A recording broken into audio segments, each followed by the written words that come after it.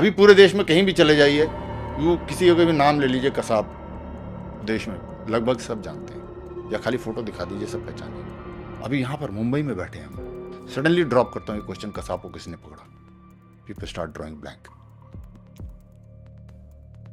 हर कहानी में राम और रावण होता है, इस कहानी में हमने सिर्फ रावण का नाम लिया, राम का नाम क्यों भूल गए? ये पाकिस्तानियों ने किया था, आईएसआई ने किया था, आतंकवादियों ने किया था, हमने खुद किया।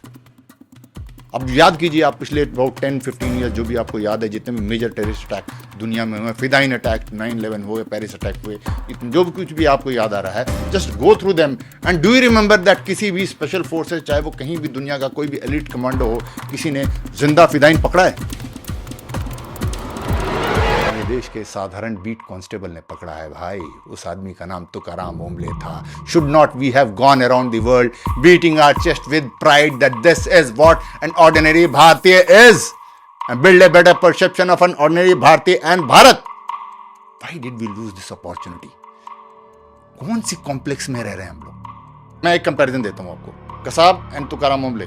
Kasab chosen one for 2 years, given the best of the training, prime of his youth and physical health, right? Mentally he was getting into this battle for past 2 years.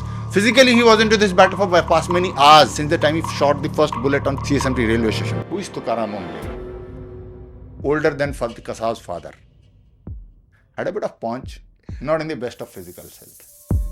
Mentally he is still not into the battle, because all that he knew is that these two terrorists in the car have been shot dead, because Kasab के साथ इस्माइल खान बैठा था, उसके तो लगी थी तो वो तो गिर ही गया था। तो Kasab also did not know what to do, so he was also feeling as if he is dead, ऐसे पड़ा हुआ था को ड्राइवर सीट पे।